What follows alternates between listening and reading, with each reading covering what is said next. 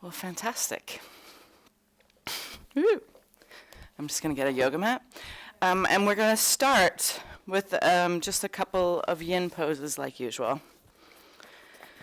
And let's come into Sphinx.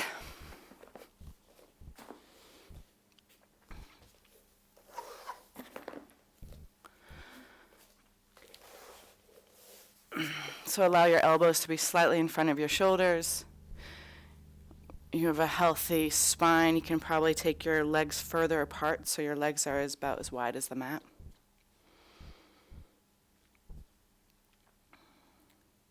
And then it's up to you whether you want to let your shoulders fall up into your ears or if you want to pull them down your back. I generally like it's more comfortable to pull it down my back, but whatever works for you.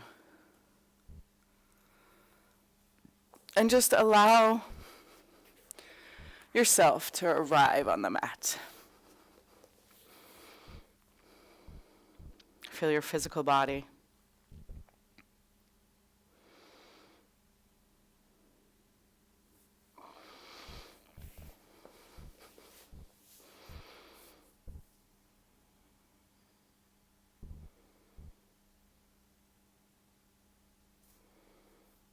Noticing how one place usually first grabs your attention. And then trying to feel those more subtle areas.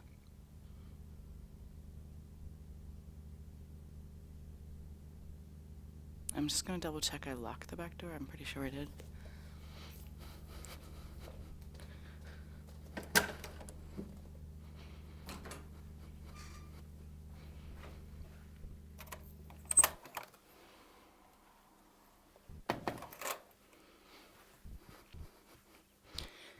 Take a couple moments to notice your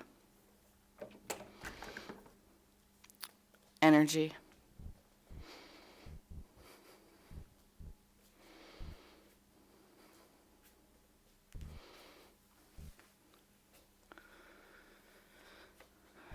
And in some ways, it's nearly impossible to notice our body without noticing the energy in it.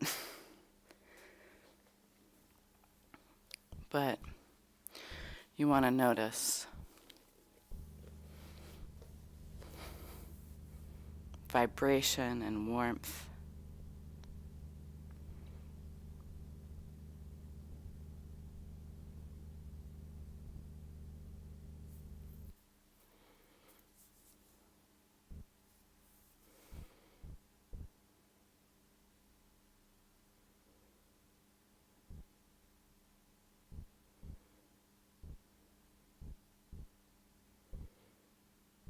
Then notice how your feelings are this morning.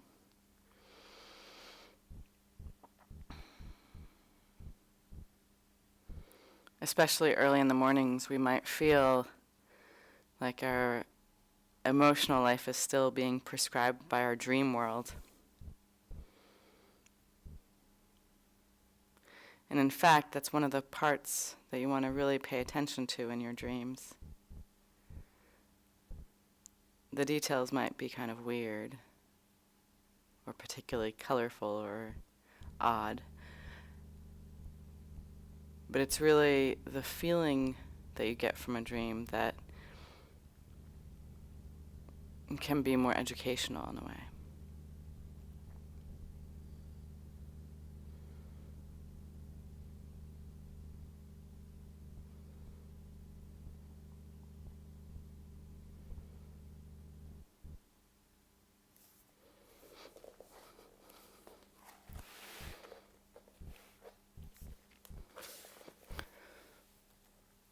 Take a couple moments to notice your exquisite thinking this morning, even if it's only been a couple minutes.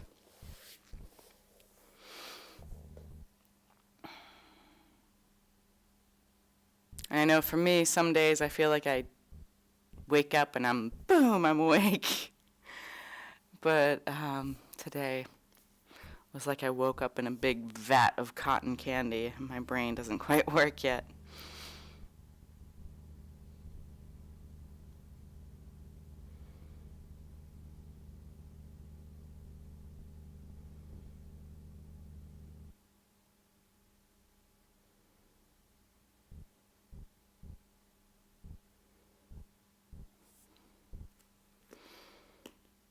And then with your next inhale, just relax down to the ground.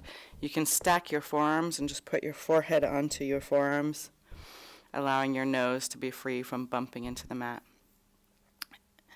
Feel free to wiggle your hips side to side if you're feeling this in your lower back.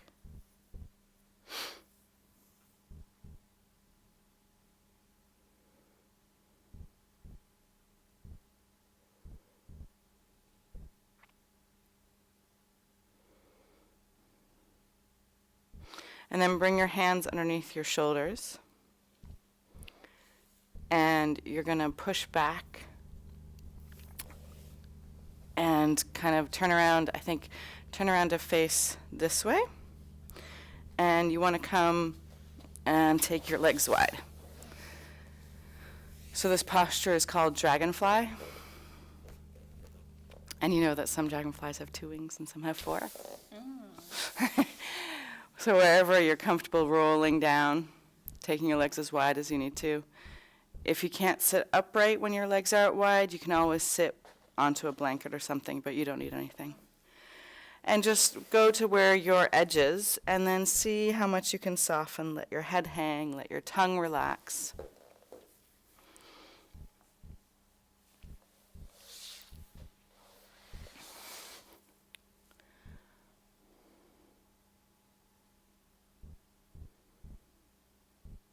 Take a full breath in, and with your exhale, just sigh it out.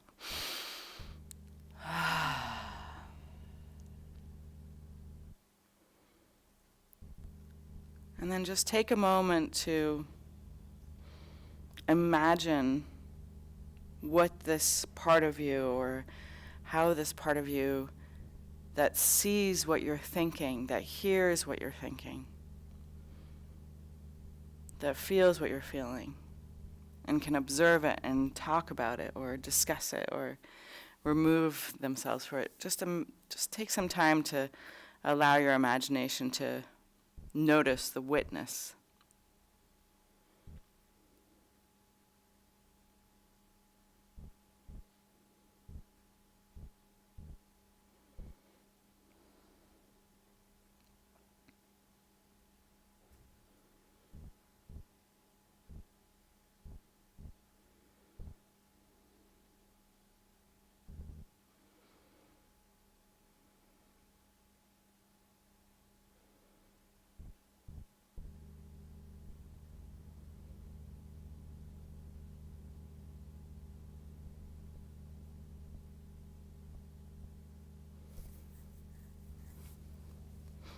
Notice if there's a part of you that you're just hanging on, staying tight. Breathe into that area and see if you can relax.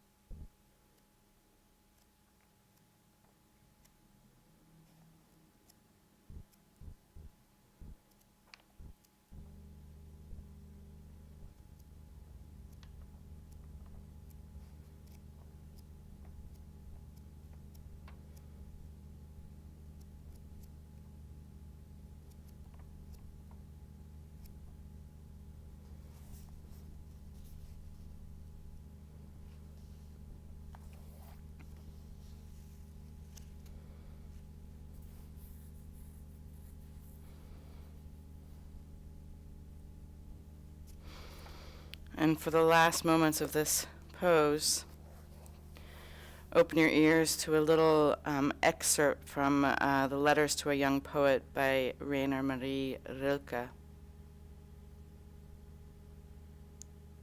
For one human being to love another, that is perhaps the most difficult of all of our tasks. The ultimate, the last test and proof the work for which all other work is but preparation. I hold this to be the highest test for a bond between two people, that each protects the solitude of the other. This is the miracle that happens every time to those who really love. The more they give, the more they possess.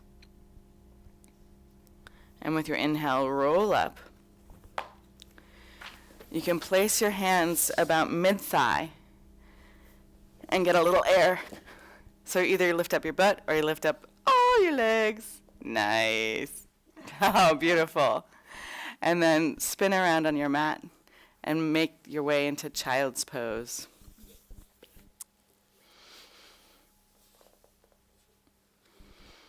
And I'm going to read that quote one more time. I don't know about you, but it usually takes me a couple moments to hear, especially poetry or poetic language. For one human being to love another, that is perhaps the most difficult of all of our tasks, the ultimate, the last test and proof, the work for which all other work is but preparation. I hold this to be the highest task for a bond between two people, that each protects the solitude of the other. This is a miracle that happens every time to those who really love.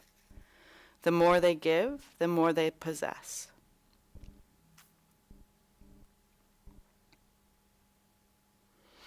I love this element where he talks about that each protects the solitude of the other. It really speaks to this like awake kind of love where my love for you can help you be more yourself. And what is it? How can we powerfully love people and still let them be free to be themselves? It takes, I imagine, I know, strength and flexibility.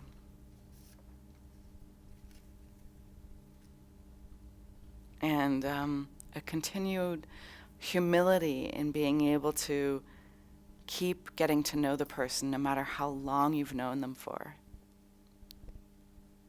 Stretch your fingers out, tuck your toes under, lift up into downward facing dog.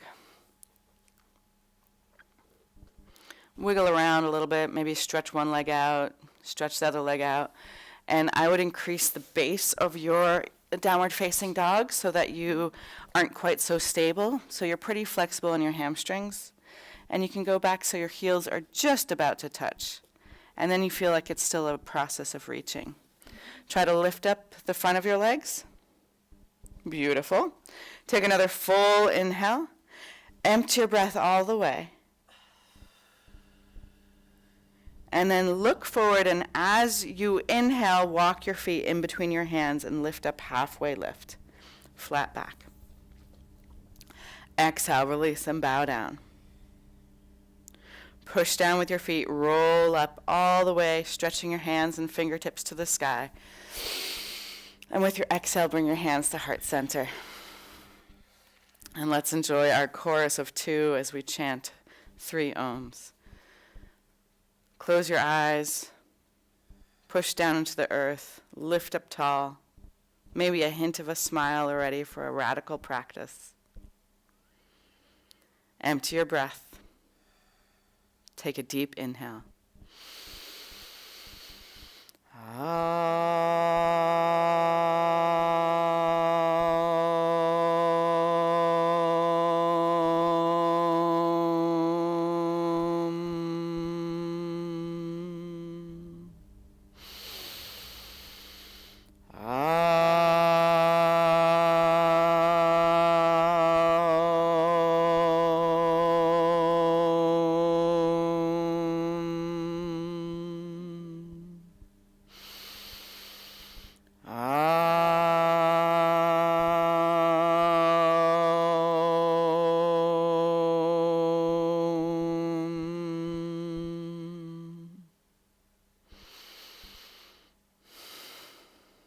Inhale, stretch your arms up high, reach even your fingertips Exhale, bring your hands through heart center and bow forward. Let your head drop. Inhale, halfway lift. Step back to plank. Shift your body forward. Exhale, Ashtanga Namaskar, knees, chest, and chin.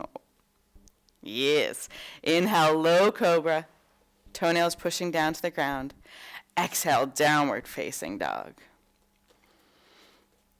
Beautiful. Feel that you can actually stretch your toes out. Maybe close your eyes for a moment and feel if you can have the same amount of weight in your hands and your feet. Take another full inhale. Empty your breath all the way. Look forward, and as you breathe in, hop or walk your feet in between your hands, or some combination. Inhale, halfway lift. Exhale, release and bow down.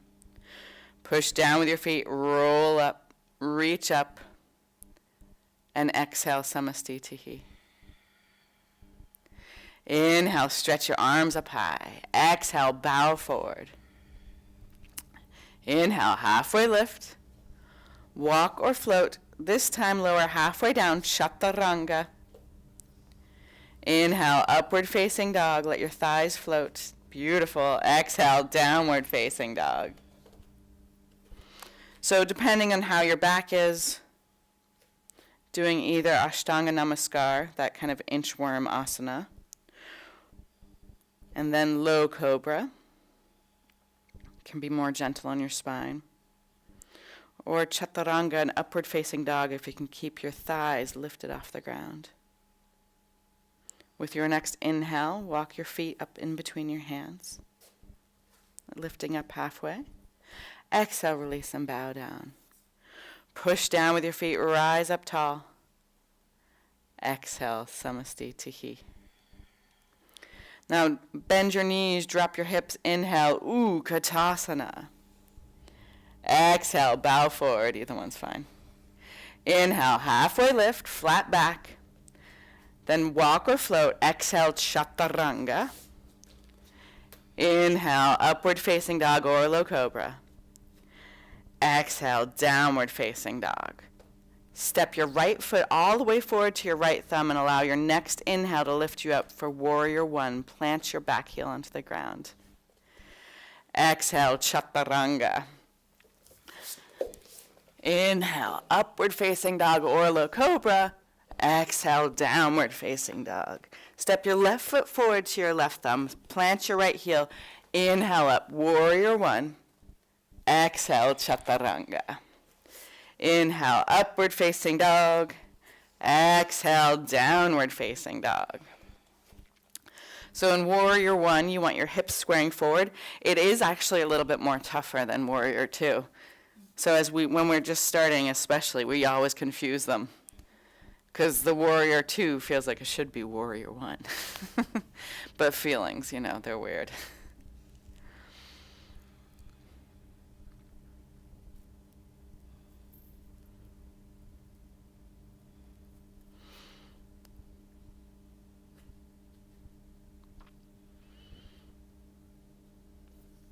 Take another full inhale. Empty your breath. Find where you're going, look forward, and walk or hop your feet as you inhale, lifting up into the halfway lift on one breath. Nice. Exhale, release and bow down. Bend your knees deeply, drop your hips, inhale, Utkatasana. Exhale, Samastitihi. Inhale, Utkatasana. Exhale, bow forward. Inhale, halfway lift, flat back, shoulders active, and then walk or float. Exhale, Chaturanga. Inhale, upward facing dog. Exhale, downward facing dog. Step your right foot all the way forward to your right thumb, hips squared forward, rise up, Warrior One. Exhale, Chaturanga. I mean, it's a beautiful thing. We're not going to be out of whack just because you did two instead of one. Downward facing dog. Step your left foot forward to your left thumb. Rise up, Warrior One. Beautiful. Exhale, Chaturanga. Inhale, upward facing dog. Exhale, downward facing dog. And Clara, thank you for being imperfect. This is one of the things that I think is so challenging and becoming more challenging for us to start a yoga practice, because we have this kind of picture that it's supposed to be perfect just right when we start. But it's actually the movement, the effort, even the mistakes that teach us to live more fully in our own body. In this poem, Raina Maria Rilke really talks about protecting the solitude of the other, this allowing the other to be themselves. So we need to practice that in ourselves. Take another full inhale. Empty your breath all the way. As you look forward, breathe in, letting it carry you to the top of your mat and to a halfway lift. Exhale, release, and bow down. Let your head hang. Push down with your feet. Bend your knees. Inhale, Utkatasana. Exhale, Samastitihi. Third vinyasa. Not third, but the third sun B. Inhale, Utkatasana. Exhale, bow forward. Inhale, halfway lift. Walk or float. Feel your abdominals strong. Looking a little bit more forward. Inhale, upward facing dog. Exhale, downward facing dog. Step your right foot forward. Rise up, warrior one. Exhale, chaturanga. Trying to lift your foot and take it back quietly. Inhale, upward facing dog. Exhale, downward facing dog. Step your left foot to your left thumb, rise up. Perfect. Exhale, chaturanga. Inhale, upward facing dog. Exhale, downward facing dog. And inhale, stretch your right leg up and bend your knee and let your hips spin open. Beautiful. And then as you feel like your right hip is like, whee! You want to balance that out by being squared to the mat with your heart. So you bring your shoulder pushing down a little bit. You can feel your left heel dropping down to the mat. Take another full inhale. And with your exhale, just bring your right knee to your left elbow, moving your weight forward, pulling your belly up, little abdominals. Inhale, stretch your right leg long. Exhale, relax your right leg into downward facing dog. Inhale, stretch your left leg up to the sky. Bend your knee. Let your hips spin open. Your left foot still active. It's like purposeful. It's part of what it is to discover how do we be ourselves, the most ourselves that we can. And then with your exhale, bring your beautiful left knee to touch your right elbow. Bing. Inhale, stretch your left leg long. Exhale, relax your left leg down to the ground.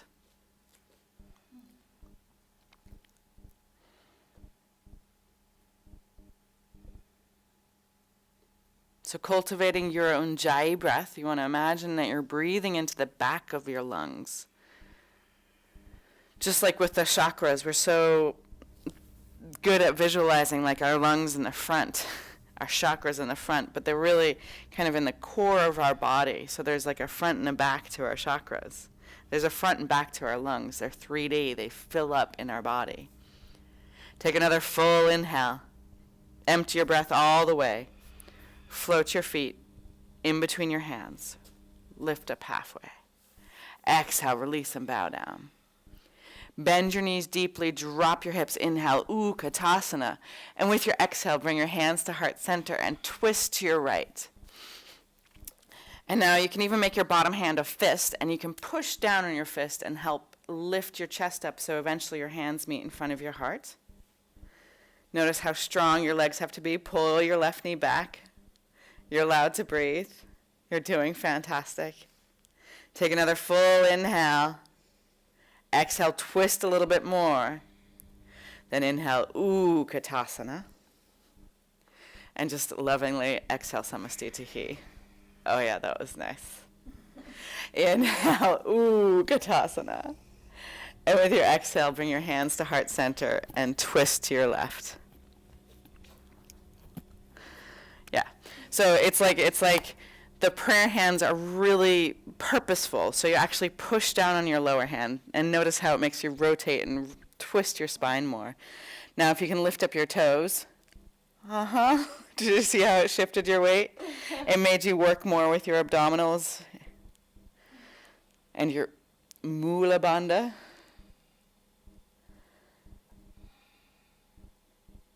Then inhale, Utkatasana. And exhale, bow forward, separate your feet hip distance apart. Hook onto your peace toes with your peace fingers. Inhale, halfway lift. And exhale, release and bow down, let your head drop. Find the weight rolling towards the balls of your feet, towards your toes. Feel your belly lifting up to your spine.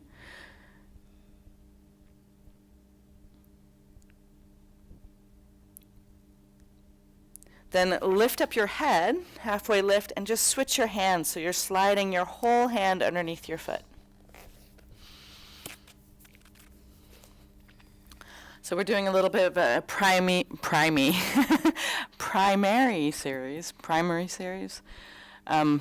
inspired flow. And classically in the Ashtanga, it's about 5 breaths in every pose. And one of the kind of the pictures of it you can imagine is how to find your breath in different shapes.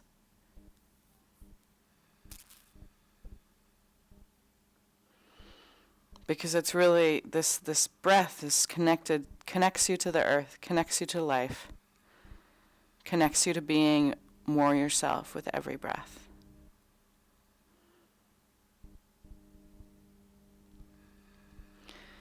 Then step off your hands, toe heel your feet together. Push down with your feet, roll up tall, stretch up high. Look up in between your hands all the way to the sky. And with your exhale, Samastitihi. Inhale, Utkatasana. Exhale, bow forward. Inhale, halfway lift. Walk or float. Exhale, Chaturanga.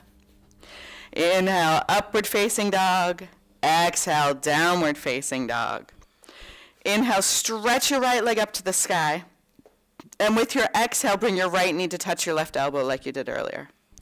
Inhale, stretch your right leg long. Exhale, right knee to your right elbow. Enjoy a push-up if you feel like it. Yeah. Inhale, stretch your right leg long. Exhale, step your right foot to your right thumb. Let your left heel stay lifted and rise up, crescent lunge. And with your exhale, bring your hands to heart center and twist to your right. Find the power in your left leg as you squeeze your left thigh to your hamstring. Push down on your left hand to lift your heart. Maybe a hint of a smile to enjoy your hard work, even if you're going to fall on your ass. Then inhale up to center and exhale, open up, warrior 2. Now inhale, reverse your warrior. And then with your exhale, straighten your right leg and find your way into Trikonasana. Stretch through your fingertips. You know, one of the things, like imagine a tree. They're not shy. They're not like, oh, I don't really want to be a willow. Or they're really, like, you can see it in nature. Like, nature is fully self-expressed. But this self-consciousness that we have, this gift of reflection and memory, allows really for a different process to happen in our individuality, but it also allows in all these weird ideas about ourselves. Now imagine you have a nice, beautiful big beach ball, and then inhale up, spin your right toes in, and interlace your fingers back behind you. Reach your knuckles down to the ground. Lift up your heart and sail forward.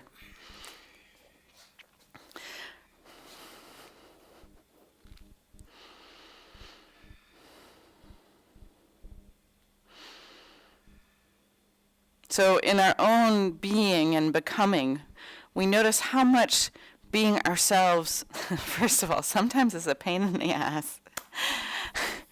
It's it's unavoidable in our experience. But you notice that in some moments it's about letting go and letting your true nature show, or letting your true love show, or whatever. But other times it's really about efforting in and actually exerting yourself and speaking up about something. Release your hands. Stay low to the ground and walk your hands either side of your right foot. Let your left heel lift up and exhale. Chaturanga, keeping your shoulders the same height as your elbows. Inhale, upward facing dog. I know, that's the power one. Exhale, downward facing dog. Step your left foot stretches up into the sky. Take it across your body. Touch your right elbow. Ooh, transverse abdominals. Inhale, stretch your left leg long. Exhale, left knee, left elbow. Maybe try a push-up. Maybe not. Inhale, stretch your left leg long. Exhale, step your left foot to your left thumb. Right heel stays lifted. Rise up, crescent lunge. And with your exhale, bring your hands to heart center and twist to your left. Praying in earnest. Beautiful.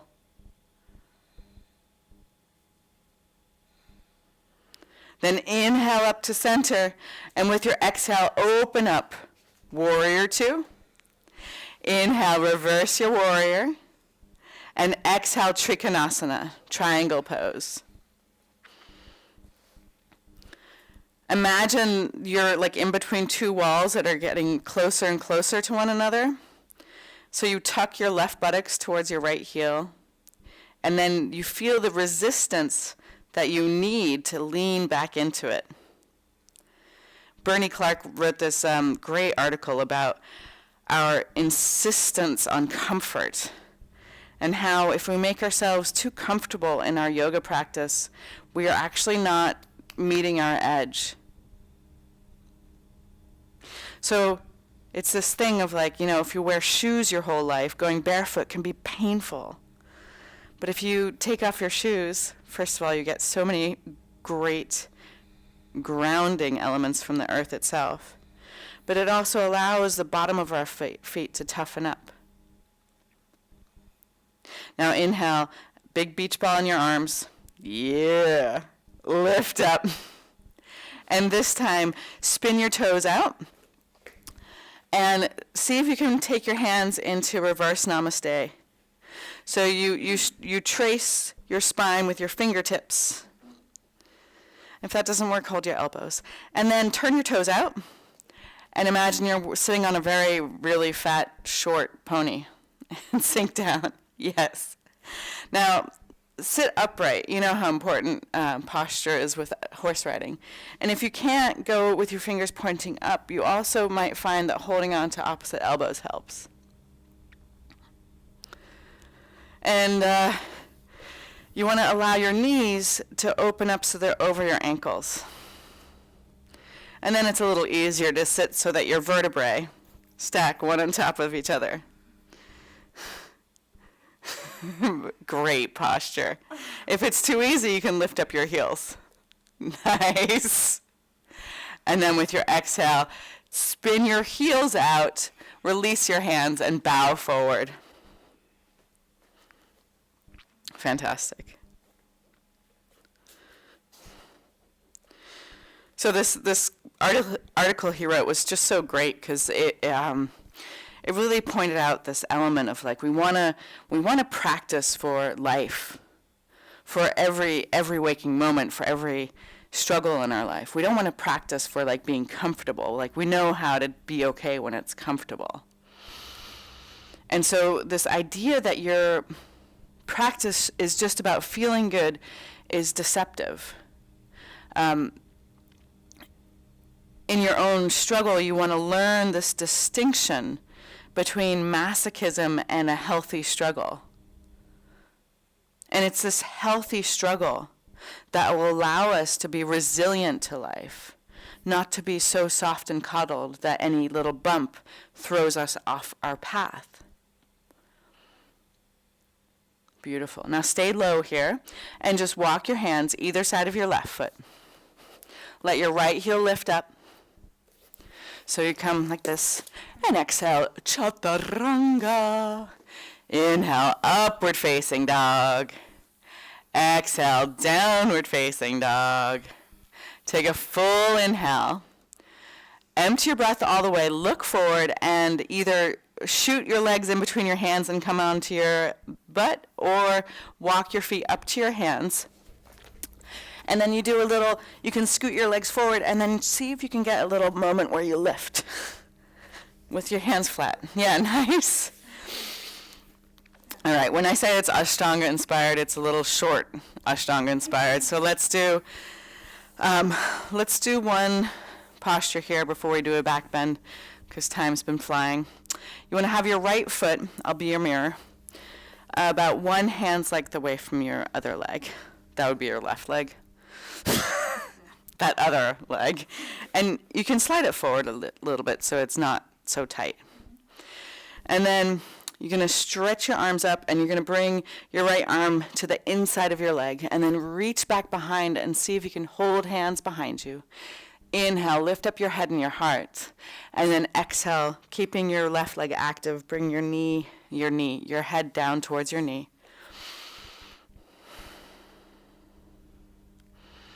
I think this is also part of what the formative element of falling in love is.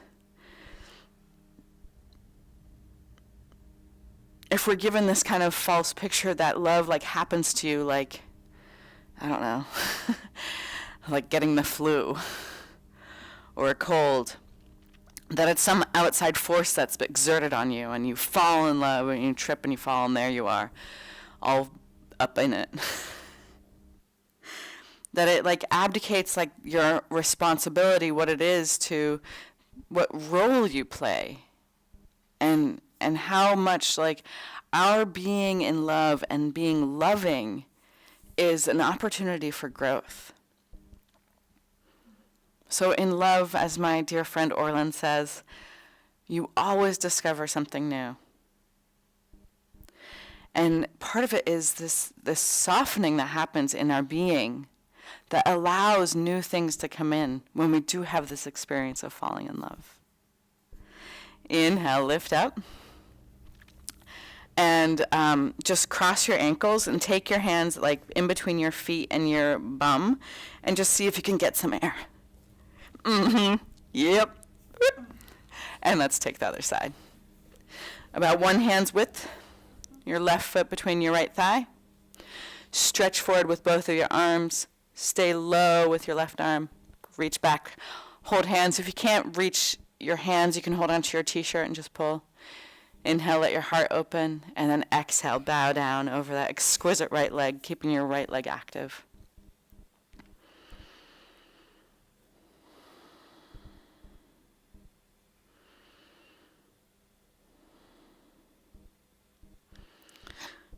But once that feeling kind of dissipates of falling in love as this thing that happened to you,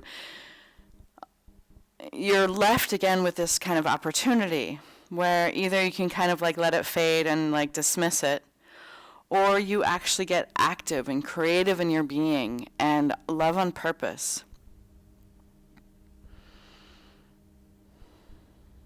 Put it into action.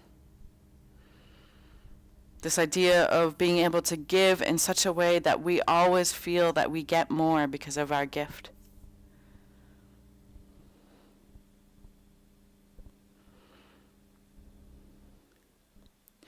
And this protection of the other person's solitude is it kind of goes hand in hand with your own kind of becoming and your own solitude.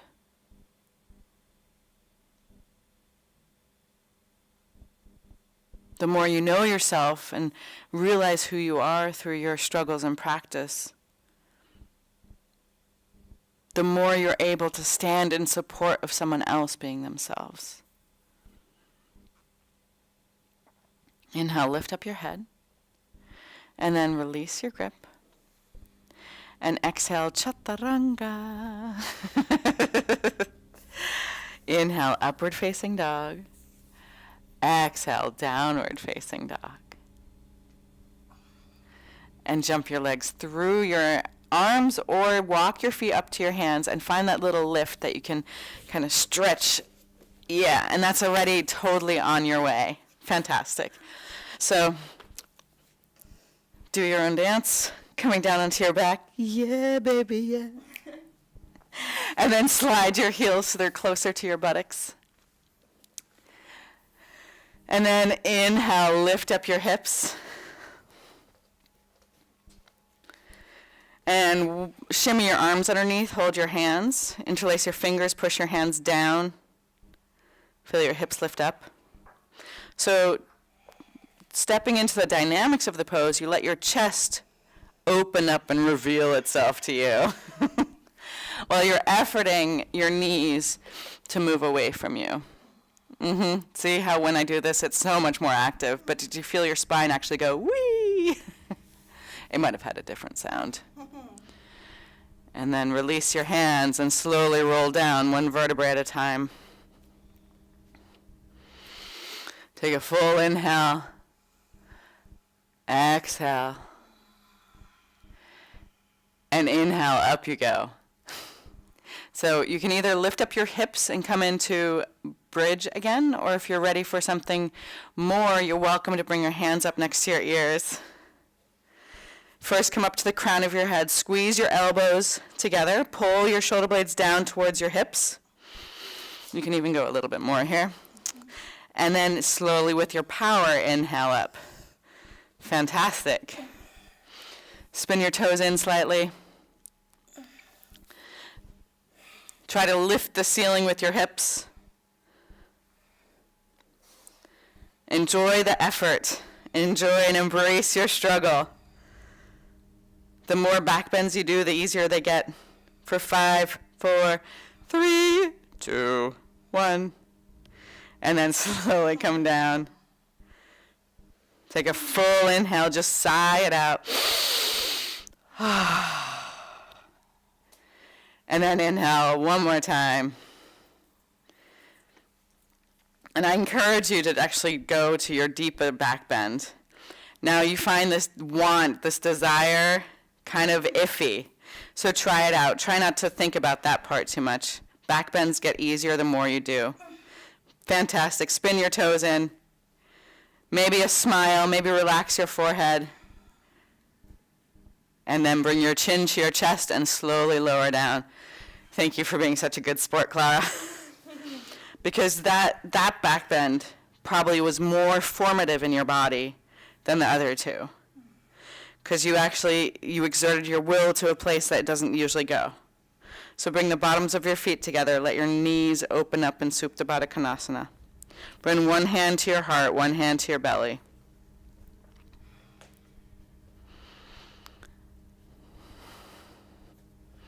I believe this was at my dear sister's, one of my dear sister's graduation speech, where the man, I think it was hers, maybe it was another person's, but I think the sentence is, discipline is doing what you love when you don't want to do it. And it's so refreshing, because often discipline is kind of dry and not, it's just this force of like, can you make yourself do something? But when you add this element of make yourself do what you love when you don't want to do it, and adds a completely different element to it. It's a little bit like, how do you protect the solitude of another? Sometimes you actually really, you'd rather do it for your own interest, or you'd rather they did something different than they are wanting to do. And it takes this kind of effort, this creativity of kindness, putting your will together with action to do what you love when you don't want to do it.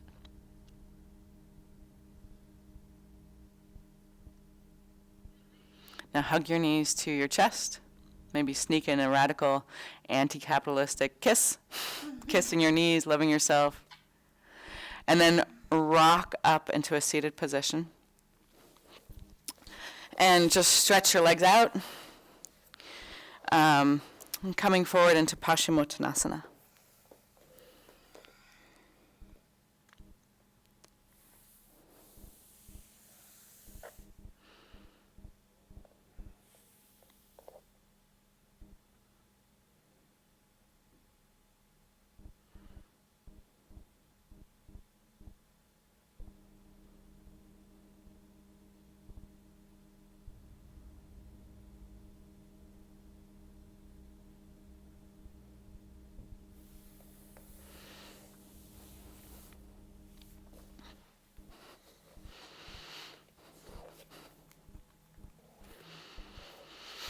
And then inhale up.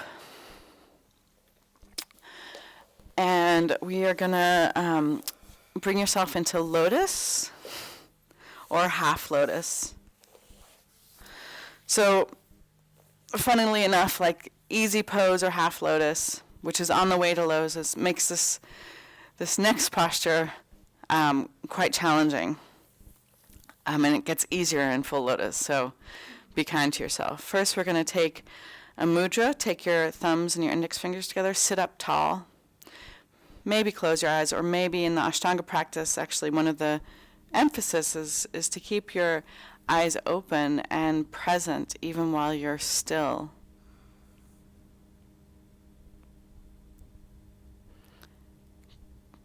Feel your root lock, your Uddiyana Bandha, still with your powerful Ujjayi breath.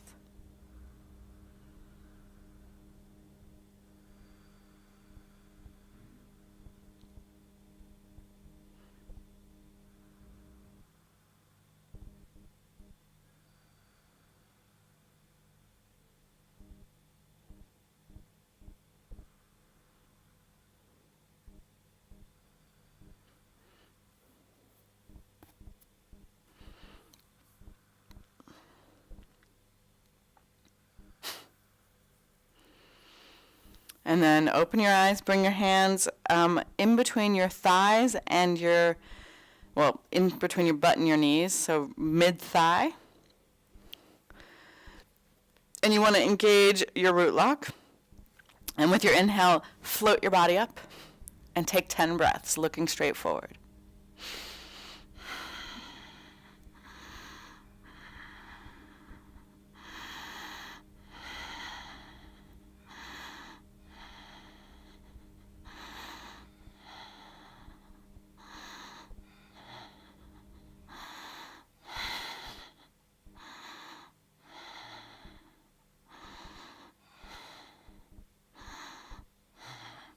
And release. Yeah, baby. And then lower down onto your back. Do whatever you need to do before Shavasana. If you want to cover yourself with a blanket, get something to cover your eyes. And as you're making your way into Shavasana, I'm just going to read our Rilke quote one last time.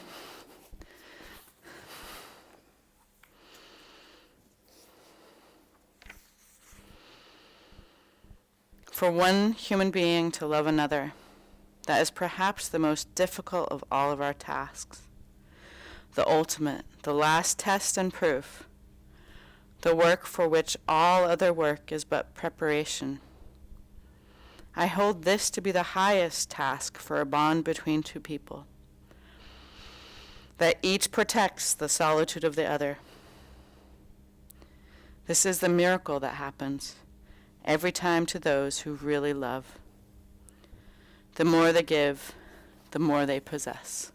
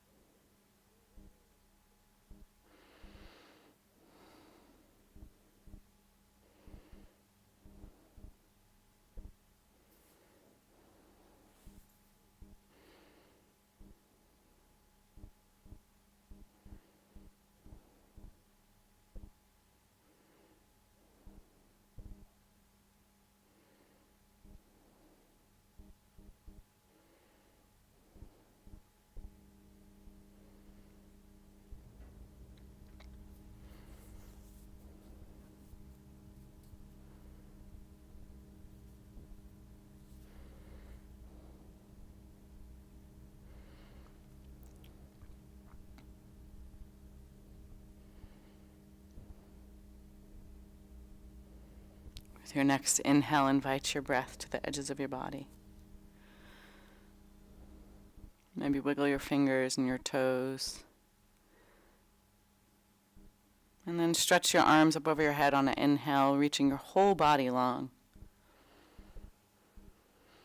And on your exhale, just curl into a little ball on your right hand side, hugging your knees to your chest.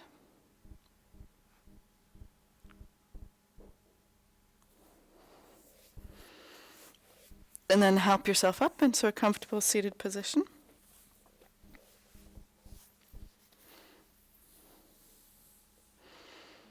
Allow your hands to meet at heart center. Feel the ground below you. Lift up tall. Let's close with one final Om. Empty your breath. Take a deep inhale.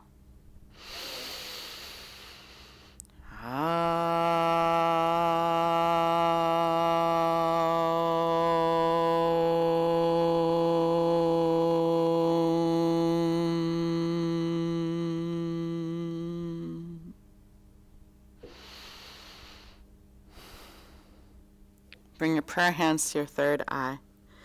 Invite the divine light. And as we bow forward together, we say, Namaste.